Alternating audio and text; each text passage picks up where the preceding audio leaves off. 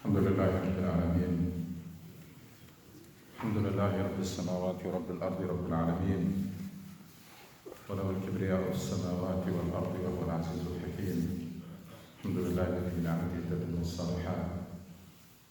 ربنا لك الحمد حتى ترضى، ولك الحمد إذا رضيت، ولك الحمد بعد الرضا. صلى الله وسلم وبارك على سيد الأولين والآخرين محمد وعلى آله وصحبه أجمعين ومن تبعهم بإحسان إلى يوم الدين. أشهد أن لا إله إلا الله وحده لا شريك له الملك الحق المبين، وأشهد أن محمدا عبده ورسوله وصفيه من خلقه وخليله وأمين على وحيه. يا أيها الذين آمنوا اتقوا الله حق تقاته ولا تموتن إلا وأنتم مسلمون. يا أيها الذين آمنوا اتقوا الله ولتنظر نفس ما قدمت لغد واتقوا الله إن الله خبير بما تعملون. My dear respected brother and sister in Islam, all praise and glory and thanks are due to Allah subhanahu wa ta'ala. We owe Allah subhanahu wa ta'ala everything we have. وَمَا بِكُم مِّن نِّعْمَةٍ فَمِنَ اللَّهِ مَا أَصَابَكَ مِنْ حَسَنَةٍ فَمِنَ اللَّهِ. And we are completely dependent on Allah subhanahu wa ta'ala for all our needs. يَا أَيُّهَا النَّاسُ أَنْتُمُ الْفُقَرَاءُ إِلَى اللَّهِ وَاللَّهُ هُوَ الْغَنِيُّ الْحَمِيدُ. So make sure you do your best all the time to express your gratitude for the favors and bounties that Allah has given you, and they are more than you realize or more than you appreciate, and there is nothing that you can do to thank Allah subhanahu wa ta'ala enough for them, but you need to do your best and hope and pray that Allah accepts. And you need to do that, be grateful not only in sincere words but also in deeds, by using what Allah subhanahu wa ta'ala has given you fi sabilillah. The health, the money, the power, anything that Allah has given you, you invested with Allah subhanahu wa ta'ala. And Allah subhanahu wa ta'ala asks us for that. Allah, the one who gave us, He asks us to loan Him subhanahu wa ta'ala in a beautiful way. مَنْ ذَا الَّذِي يُقْرِضُ اللَّهَ قَرْضًا حَسَنًا.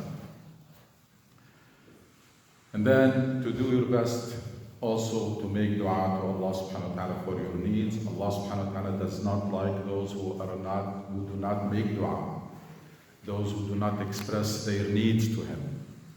And you do it sincerely, you do it while you are confident that Allah will answer. You're not doing something just for the sake of it, but you're doing it knowing that Allah is listening to you, knowing and doing it sincerely and confident, and also begging Allah subhanahu wa ta'ala. Keep doing it. Never say that I already made dua once or twice and it didn't work, so why am gonna keep doing it? Dua by itself is an act of worship, and Allah subhanahu wa ta'ala loves those who ask Him. Last time we came to the conclusion that ittiba'u ridwanullah, seeking or pursuing the good pleasure of Allah subhanahu wa ta'ala, is the key to our success and happiness both in this life and in the hereafter. And why? For a very simple reason: because Allah subhanahu wa ta'ala loves you more than a mother loves her baby, as the Rasul sallallahu alaihi wasallam said. And Allah subhanahu wa ta'ala loves the best for you. And Allah subhanahu wa ta'ala wants you to be at the highest level of happiness and success in this very life, even before the hereafter. And also because when Allah subhanahu wa ta'ala is pleased with you, then Allah subhanahu wa ta'ala will grant you something very precious called tawfiq. What is tawfiq? It's that Allah subhanahu wa ta'ala will guide you to the best decisions and the best choices. A lot of time we find ourselves hesitant. We don't know which way to go. Allah subhanahu wa ta'ala will guide you to the best choices and the best decision. That's tawfiq. And Allah subhanahu wa ta'ala will put barakah in your time and in your money, blessing. And you have seen it, I'm sure each one of us have seen, that there are people who make the same amount of money, but some of them are happier and live much better life than others. And sometimes they make even less money. Why? Because of this concept of barakah, that Allah puts blessing in their money and in their time. On the other hand, if Allah subhanahu wa ta'ala is not pleased with you, now we're not talking about even ghadab. Now we pray to Allah subhanahu wa ta'ala every rak'ah to make us from those sirat al-ladina an'amta alayhim, to guide us to the path of those with whom He is pleased, and away from the path of the people with whom He is displeased. غير المغضوب عليهم ولا الضالين. Now we're not talking about مغضوب عليهم. We're talking that if Allah subhanahu wa ta'ala is not pleased with you, then you are on your own. And that's called khidlan. Khidlan is the opposite of tawfiq. Tawfiq is for Allah to guide you to the best decision and to be with you. Khidlan is to leave you on your own. إن ينصركم الله فلا غالب لكم وإن يخذلكم فمن ذا الذي ينصركم من بعده. So if Allah subhanahu wa ta'ala, again, if Allah is not pleased with you, then you are on your own. And I have seen it, and I'm sure you have seen it also. I have seen many cases of people who are in a very similar situations, but some of them, their life is easier than others. And then when you find out, when you ask, you find the ones whose life is easier, their parents are pleased with them. And therefore, Allah is pleased with them. Sometimes even brothers, and very similar situation, but one of them will have much easier life, and the other will be suffering all the time from problems. And you ask and you find that the difference between them is their parents were pleased with one of them and they were not pleased with the other. And you know that if parents are not pleased, then Allah is not pleased with the person. For all of these reasons, your main concern in life should be whether Allah subhanahu wa ta'ala is pleased with you or not. That should be the question in our mind all the time. And we should never take it for granted. None of us was told that you have made it already. None of us was given any guarantee that Allah subhanahu wa ta'ala is pleased with you. So this should be always on your mind. And that should drive you to try to push yourself and push your limits to do more fi sabilillah. If this becomes your main concern, whether Allah is pleased with you or not, and you are not sure, then the consequences, the implication will be, what is it that I can do more? What is it that I can do more? So you'll be on the look for opportunities to come closer to Allah subhanahu wa ta'ala and to be better in the sight of Allah subhanahu wa ta'ala. And you keep doing this until you reach the level which we all should be trying to reach, which we call it last time, Quran calls it, وَلَكِنْ كُونُوا رَبَّانِيِّينَ. You become someone who belongs to Allah, مِنْ عِبَادِ اللَّهِ الْمُخْلَصِينَ, completely devoted to Allah subhanahu wa ta'ala. That you will be doing everything that is expected from you in any context, in any circumstances. You will do what Allah expects you to do. And you will be whatever Allah subhanahu wa ta'ala wants you to be. You reach the level when you can say, قُلْ إِنَّ صَلَاتِي وَنُسُكِي وَمَحْيَايَ وَمَمَاتِي لِلَّهِ رَبِّ الْعَالَمِينَ. That everything in your life, all your actions, all your decisions are guided by this criteria. Which one is more pleasing to Allah subhanahu wa ta'ala? You will be trying to do more fi sabilillah all the time, and you will try to be a better person every day, because that's what Allah subhanahu wa ta'ala wants and expects from you. And keep in mind that while we're doing this, we're racing against the clock. Where the clock is ticking, we're racing against the clock, and also we are competing with one another. Always keep this in mind, the sense of urgency and the sense of competition. You are competing with others to be better in the sight of Allah. الذي خلق الموت والحياة ليبلوكم أيكم أحسن عملا. And don't allow any excuse. There are no excuse not to be on this path and not to be doing this. Now we are very good in coming up with excuses. And a lot of time things exposes us. And alhamdulillah, in Ramadan, and I said this before, we do things that we cannot do outside Ramadan. Where did we come up with the time? Or with the same schedule? But if we're really serious, then we can create the time, we can make the time.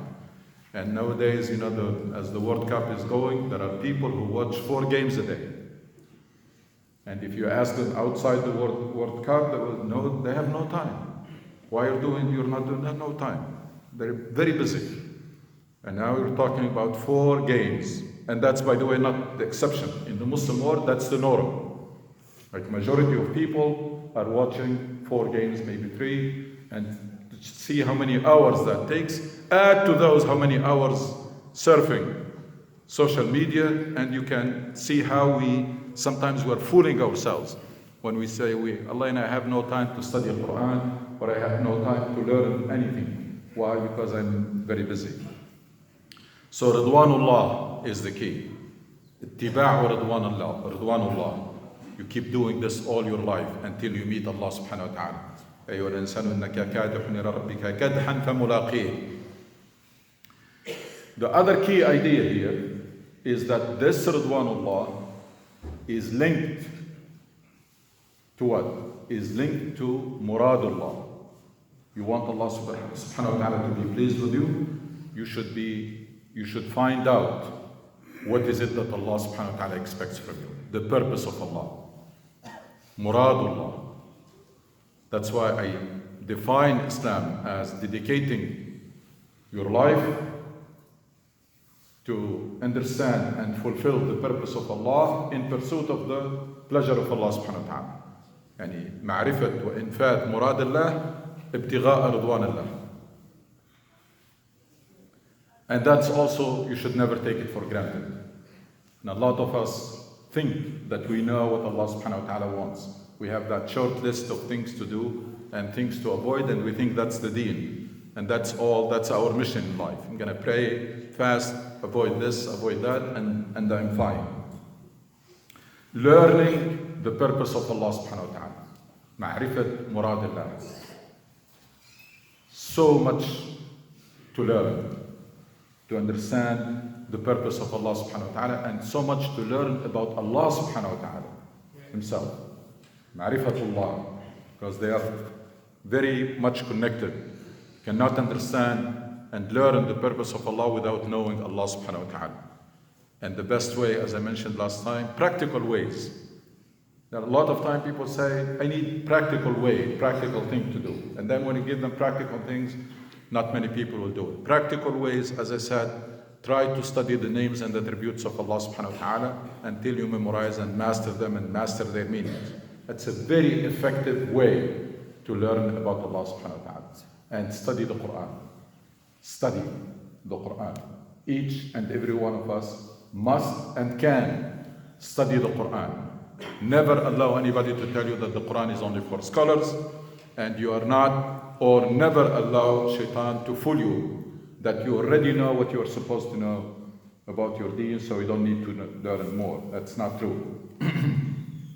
So learning about Allah, these are the conclusions last time. Learning about Allah subhanahu wa ta'ala. Our knowledge of Allah subhanahu wa ta'ala is very superficial.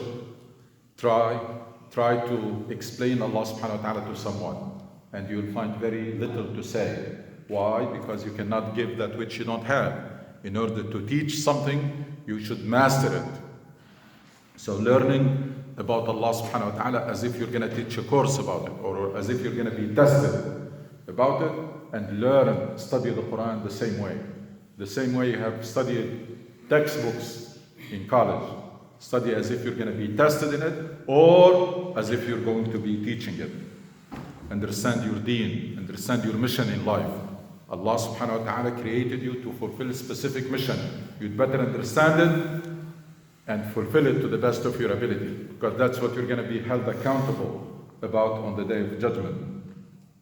And Allah subhanahu wa ta'ala has purposes. There are maqasid in this deen, ultimate purposes of Allah subhanahu wa ta'ala, overarching goals. What is it that Allah subhanahu wa ta'ala wants to happen on earth? Why we need to learn this? Because our job is to make it happen. Allah subhanahu wa ta'ala gave us the responsibility and the honor to be the ones who execute His plan, even though He's free of all needs. So your job is to try to understand the plan of Allah subhanahu wa ta'ala and execute it to the best of your ability. When it comes to studying the Quran, Allah subhanahu wa ta'ala, there are people who came up with about 55 names and descriptions of the Quran. Shifa, Nur, guidance, dhikr, etc. This is the guidance. The Quran is the guidance. Quran shows you the way. If you are serious about pursuing the good pleasure of Allah subhanahu wa ta'ala, the directions are here. And you need to learn that the direction of how to go to, if you are serious about pursuing the good pleasure of Allah subhanahu wa ta'ala. Quran does an amazing job. If we really know and appreciate the value of the Quran, we cannot live without it. Quran is the food for your spirit. Can you imagine going one day or days without eating, without feeding your body? That's what happens to your soul when you are not feeding it. Quran is the food for your spirit, for ruh, غذاء الروح. In the same way as food is what you need to feed your body. Quran reminds you of what you need to be doing and empower you to do it, strengthen you to do it, and also reminds you of the things that you need to avoid and also empowers you to avoid them, makes you stronger to do what you are supposed to do and stronger to avoid and refrain from what Allah subhanahu wa ta'ala has forbidden. Allah subhanahu wa ta'ala in Surah An-Nisa says, Ya ayyuha an-nasu qad ja'akum burhanun min rabbikum wa anzalna ilaykum nuran mubina. O mankind, there has come to you a conclusive proof from your Lord, and we have sent down to you a clear light. Quran will be the light that will guide you to pursue the good pleasure of Allah subhanahu wa ta'ala. And in Surah Yunus, Allah subhanahu wa ta'ala says, يا أيها الناس قد جاءكم موعظة من ربكم وشفاء لما في الصدور وهدى ورحمة للمؤمنين. Allah subhanahu wa ta'ala says in verse 57, O mankind, there has come to you instruction from your Lord, admonition, maw'adha. That's why I say it reminds you of things to do and the things to avoid. And we all tend to forget. So we need that reminder all the time. And healing for what is in the chest, for the ruh, healing, shifa'un min as-sudur, and guidance and mercy for the believers. وَهُدًى وَرَحْمَةٌ لِلْمُؤْمِنِينَ. It inspires you and empowers you. And each and every one of us should have that regular session with the Quran. Regular session should be integral part of our daily schedule. And again, it's not about reading, it's not about listening, it's not about memorizing, and all of these are good things to do. But it's about studying and understanding for the sake of implementation, so that you can implement. It's a whole paradigm. You can see how much we need to change. Compare this paradigm of someone who's working to get to know Allah subhanahu wa ta'ala more, to get to do more fi sabilillah, someone who's trying to be a better person every day, someone who has that sense of urgency and that sense of competition. Compare it to the majority of Muslims nowadays, the vast majority of Muslims, and that's a sad reality that we have to confront it. It's not going to help us to deny it. Compare that to the vast majority of Muslims today. They're either taking this for granted, and of course some of them, they don't even care whether Allah subhanahu wa ta'ala is pleased with them or not, whether they're doing what they're supposed to do or not. Some people don't care, some people are taking it for granted, and you have also very good big segment of people who are doing, instead of all of this, instead of trying to learn more and do more every day fi sabilillah, they're looking for the minimum. What is the minimum I need to do to avoid punishment on the day of judgment? That's the mindset, unfortunately, of the majority of Muslims, and that has to change. That has to change from doing the minimum to avoid punishment to doing the maximum to in pursuit of the good pleasure of Allah subhanahu wa ta'ala. It's a cycle that feeds into each other. The more you know about Allah subhanahu wa ta'ala, the more you love Him. The more you love Him, the more you become motivated to worship and to do good, and etc. So it's a cycle that feeds into each other. This is part of what we have to learn in this life. You spend your life trying to educate yourself more about Allah and about Muradullah, and you spend your life trying always to be a better person and try to do more fi sabilillah, learning more and doing more fi sabilillah, until hopefully you meet Allah subhanahu wa ta'ala at your peak, when you are in the best of shapes. That's when you meet Allah subhanahu wa ta'ala. So the curve should be ascending, even if there are some ups and downs, but overall your curve should be ascending, and you should be always getting closer and closer to Allah subhanahu wa ta'ala. There are more to learn. There are more to do. You need to study the life and the personality of Prophet Muhammad sallallahu alaihi wasallam. Why? Because that's what you are supposed to do. The job that Rasul sallallahu alaihi wasallam has done is your job and my job. He was sent just to show us how to do it. He was sent to be a model. The only difference between us and Muhammad sallallahu alaihi wasallam, he received this book, revelation, wahi. Nobody receives wahi after Muhammad sallallahu alaihi wasallam. We have to study it from the book, but do exactly the same job. Is to embody the Quran, like Prophet Muhammad sallallahu alaihi wasallam embodied it, and then to deliver this message in the best possible way, and the best possible way is to deliver it by example. وَتُوبِ إِلَى اللَّهِ إِنَّهُ غَفُورٌ رَحِيمٌ.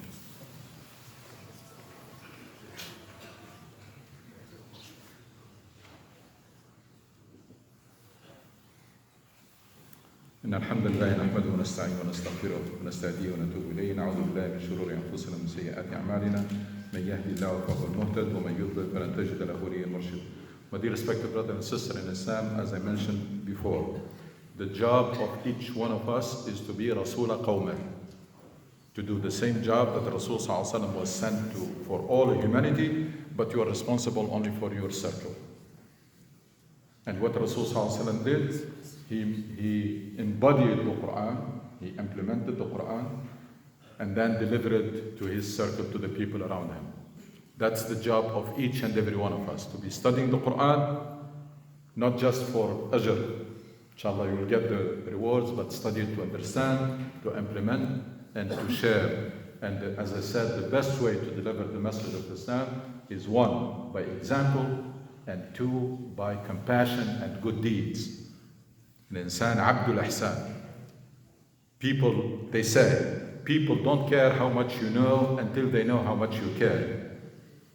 If this message is not delivered through compassion, through people who are doing their best to serve the greater good, it's not going to click.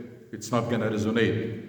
Everybody can say whatever they want about their deen or their faith, but people will wait until they see it in action, until they see you very good ambassador of this deen. ربنا اتنا في الدنيا حسنة وفي الآخرة حسنة وقنا عذاب النار. اللهم اشف مرضانا وارحم موتانا توفنا وانت راض عنا واختم بالصالحات أعمالنا واجعل خير أعمالنا خواتمها وخير أيامنا يوم نلقاك.